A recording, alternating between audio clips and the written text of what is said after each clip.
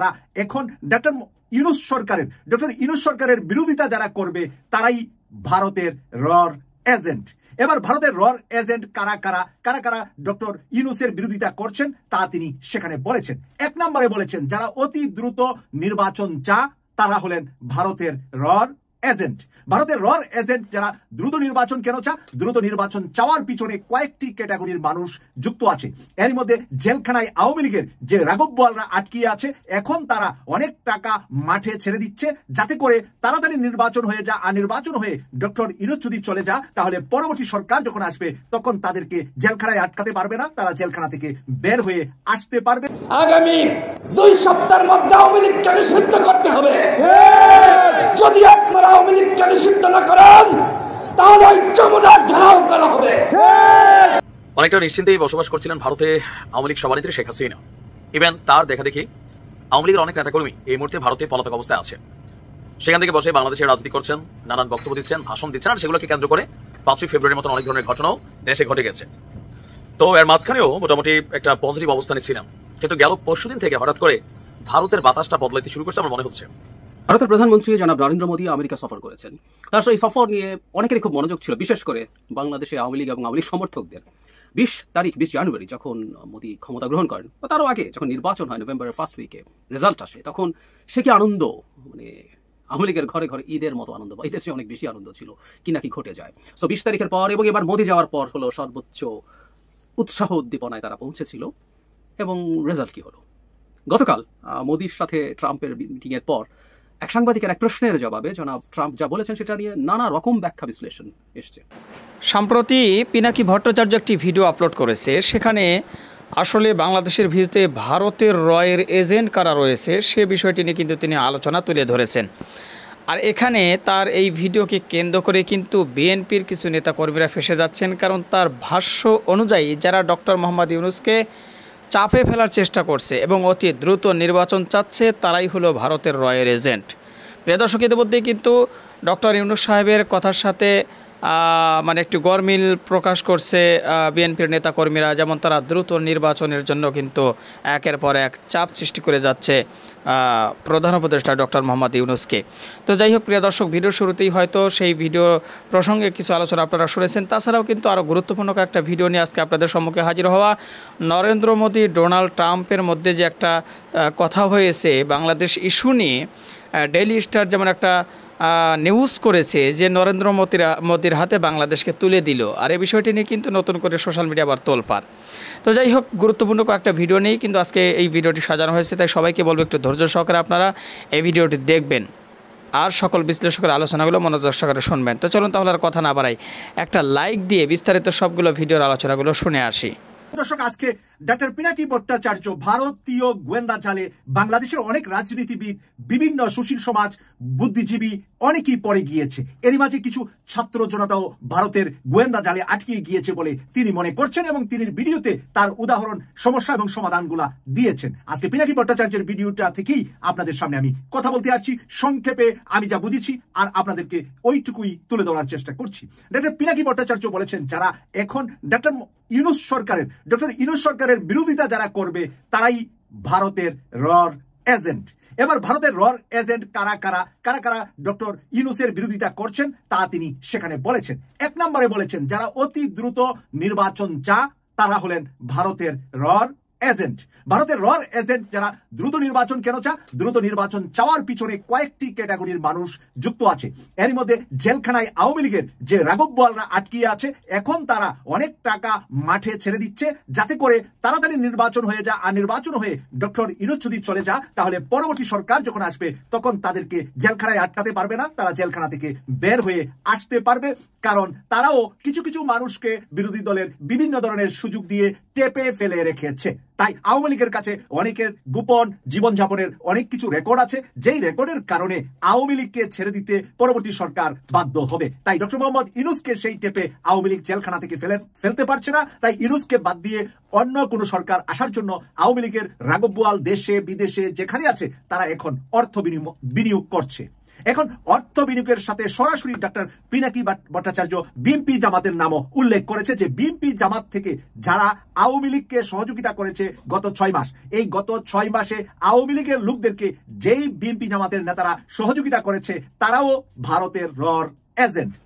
Specially উনি এখানে তার ছবি দেখিয়ে শেমা ওয়াজেদকে বলেছেন ভারতের রর এজেন্ট। শেমা ওয়াজেদ যে বক্তব্য দিয়েছে আদানি গ্রুপের পক্ষে, সেই আদানির পক্ষে বক্তব্য থেকে ডক্টর পিনাকি ভট্টাচার্য বলেছেন যে এটা হলো রর এজেন্ট, কারণ আদানি যেইভাবে বাংলাদেশ থেকে টাকা লুটে নিয়েছে, এখন যদি ডক্টর পিনাকি ভট্টাচার্যের কথা অনুপাতে যে ডক্টর ইউনূসের সরকার যদি কন্টিনিউ করে তাহলে আদানি ওই লাভ, ওই টাকা ফেরত দিতে হবে যেই টাকা আদানি দুর্নীতি করে বাংলাদেশ থেকে নিয়েছে।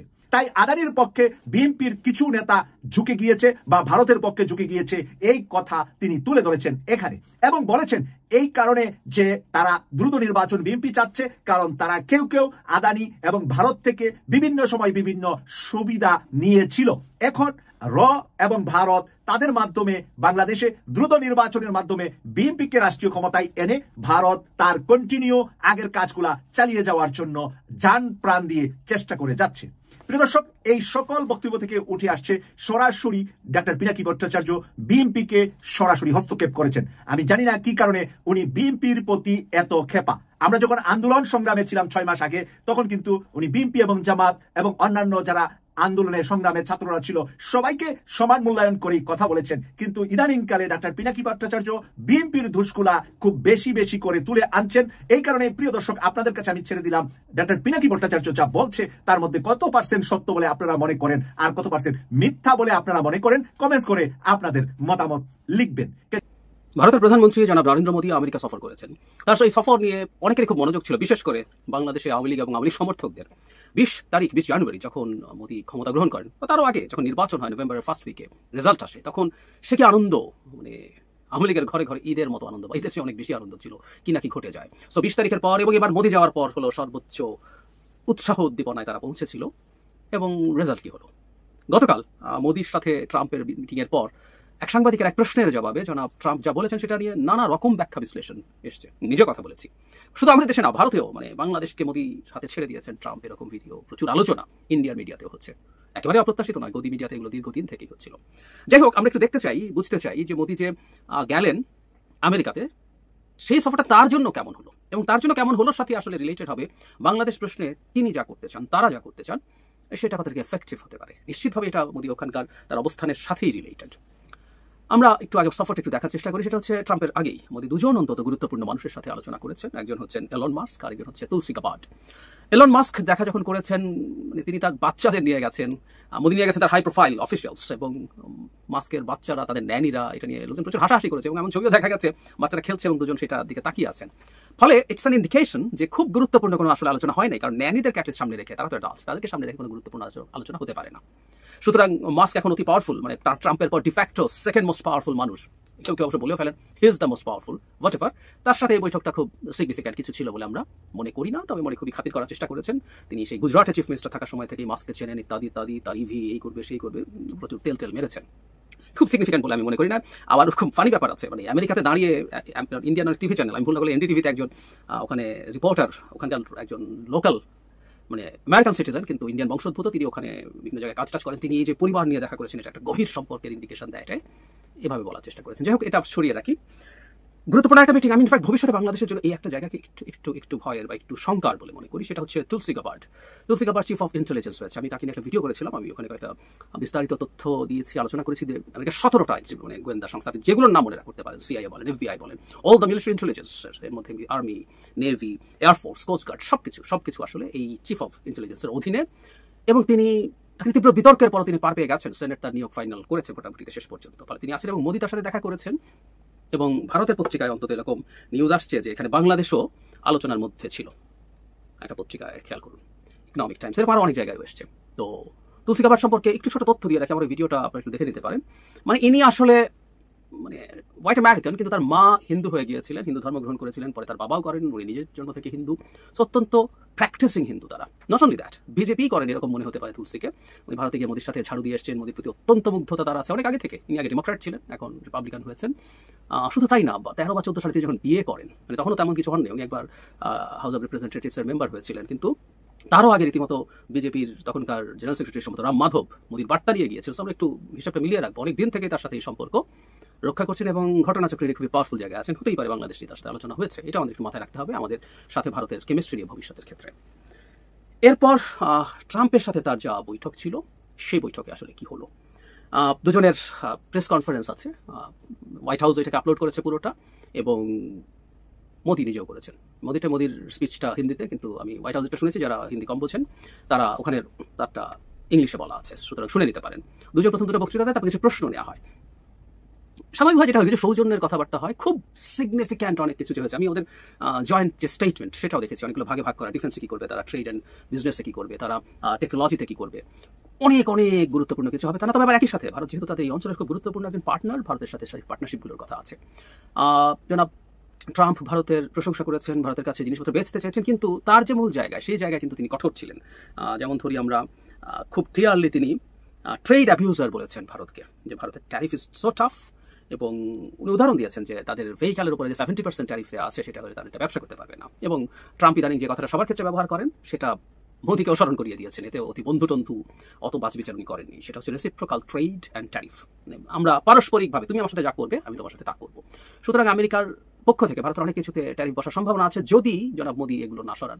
যদিও তারা আমেরিকা থেকে তেল গ্যাস কিনবে, এটা আমেরিকার জন্য একটা বড় ব্যবসার জায়গা, এবং খুব গুরুত্বপূর্ণ কয়েকটা সিদ্ধান্ত হয়েছে। একটা হচ্ছে F-35 ফাইটার বিক্রি করতে চায় আমেরিকার ইন্ডিয়ার কাছে, এটা একটা সিগনিফিক্যান্ট ব্যাপার, খুবই নেটো কিছু দেশের কাছে আছে, এবং এর বাইরেও আমেরিকার খুব স্ট্রং অ্যালাইজ, নেটোর বাইরে যেমন অস্ট্রেলিয়া, জাপান, সাউথ কোরিয়া, এরকম ইসরায়েল, এদের কাছে F-35 আছে। সো ভারত F-35 যদি পায় সেটা তার জন্য খুব গুরুত্বপূর্ণ বিষয় হবে, এটা একটা সিগনিফিক্যান্ট বিষয়। এবং নিউক্লিয়ার পাওয়ার প্ল্যান্টের ব্যাপারে আলোচনা হয়েছে। জনাব ট্রাম্প বিশেষ করে এখন যে আমরা জানি নিশ্চয়ই যে আর্টিফিশিয়াল ইন্টেলিজেন্স প্রচুর পাওয়ার কনজিউম করে এই কালে। এখন দেখা যাচ্ছে একটা তথ্য এরকম আছে, যে কোনো একটা গুগল সার্চে আমরা সার্চ দিয়ে কোনো ডেটা পেতে যে পরিমাণ পাওয়ার কনজাম্পশন হয় তার অন্তত 10 গুণ হয় চ্যাট জিপিটিকে দিয়ে একই তথ্য আমরা খুঁজতে গেলে।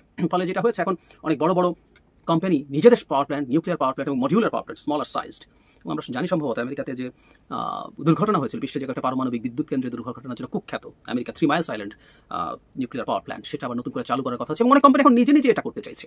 সো ভারতের সাথে এই ধরনের প্রযুক্তি তারা শেয়ার করবেন বলে বলছেন। শুধু সেটা না, আর্টিফিশিয়াল ইন্টেলিজেন্স সহ অন্যান্য টেকনোলজির ইস্যুতে তারা কথা বলবেন, সেগুলো এসছে। অবৈধ অভিবাসী নিয়ে প্রশ্ন করা হয়েছিল, তখন ট্রাম্প আসলে এই ব্যাপারে কোনো ছাড় দেননি। মোদিকে জিজ্ঞেস করা হয়েছিল, মোদি এটার জন্য শুধুমাত্র যাওয়া না, তার হিউম্যান ট্রাফিকিং এর যে চেইন আছে হালকা একটু আমেরিকাকেও দায় দিলেন, যে তোমাদের ওখানে ওইটা রুট আছে, এগুলো সরাতে হবে ইত্যাদি ইত্যাদি। খুব ভালো মতো একটা তেল দিয়েছেন, এভাবে বলতে পারি। মোদির এই জিনিসটা ফানি লেগেছে আমার কাছে। মেক আমেরিকা গ্রেট এগেইন, মাগা উনি বলছেন, আর উনি করতে চান make India great again, MIGA. বলছেন মাগা আর মিগা যদি যোগ হয় মেগা হয়ে যাবে, এটা গ্লোবালি ইত্যাদি ইত্যাদি ইত্যাদি অনেক কিছু হবে। যাই হোক, এসব হলো খুব বেশি ভালো কিছু, খুব, এবং বারবার বলছি you have to see the body language, সেটা দেখতে হবে। সেটা খুব ভালো কিছু ছিল না। তবে একটা জায়গা যেটা আমাদের জন্য কিছু অ্যালার্মিং, এই জায়গাতে আমাদের জন্য সমস্যার সামনে আসতে পারে, সেটা হচ্ছে দুজনই বলছেন, এবং এটা ট্রাম্পের মুখ থেকে এসছে, তারা radical Islamic terrorism combinedly fight করবেন, এই কথা ট্রাম্প বলেছেন, ভেরি স্ট্রংলি বলেছেন, এটা একটু মাথায় রাখবো।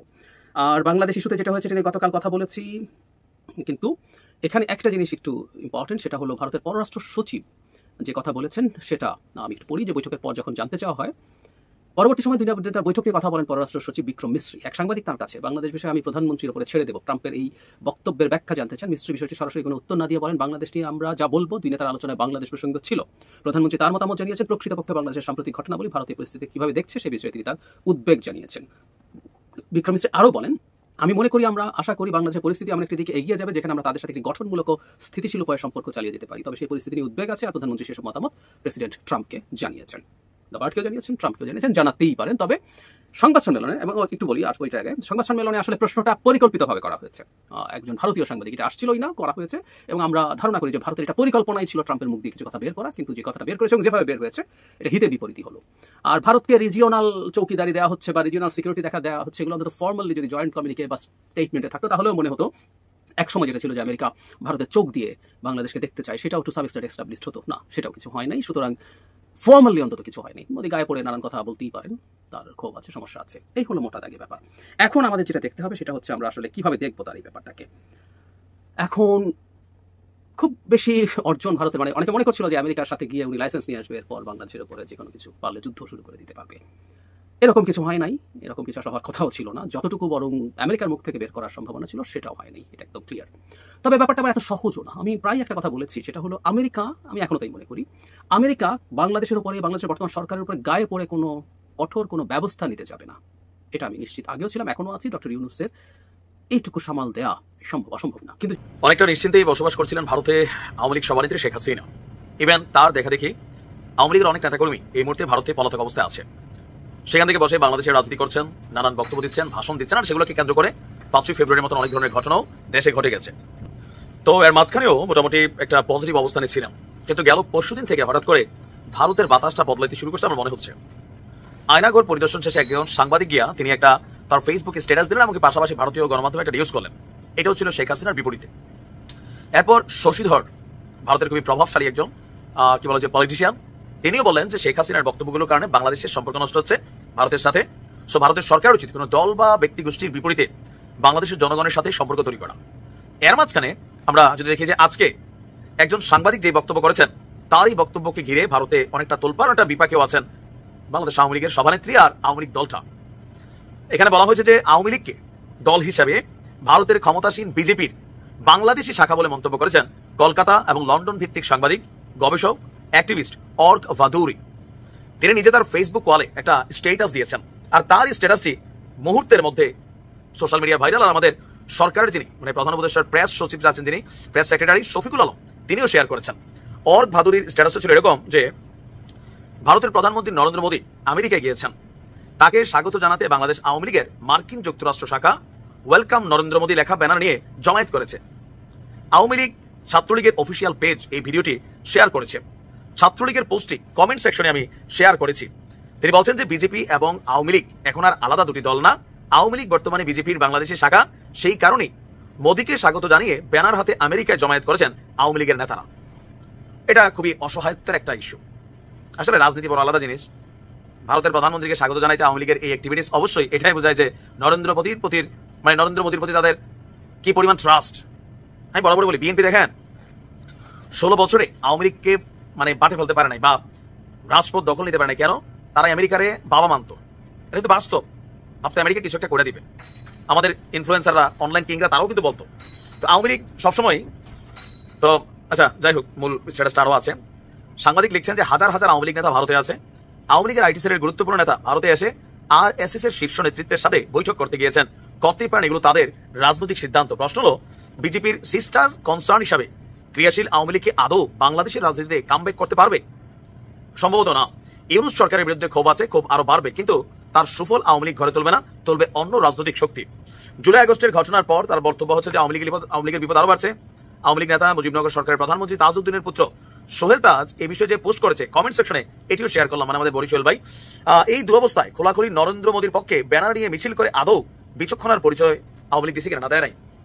এটা বলতে চাইছিলাম, আওয়ামী লীগের পুরো আস্থা চলে গেছে মোদীর পায়ের কাছে, যে ভারত রাজ ক্ষমতা এনে বসাই দিবে। বিএনপিকে আমেরিকারে চাটতো, আর আওয়ামী লীগ এখন ভারতের চাটতেছে। জনগণের প্রতি তাদের আস্থা নাই, আস্থা বিদেশি বাবাদের কাছে। আর এজ এ রেজাল্ট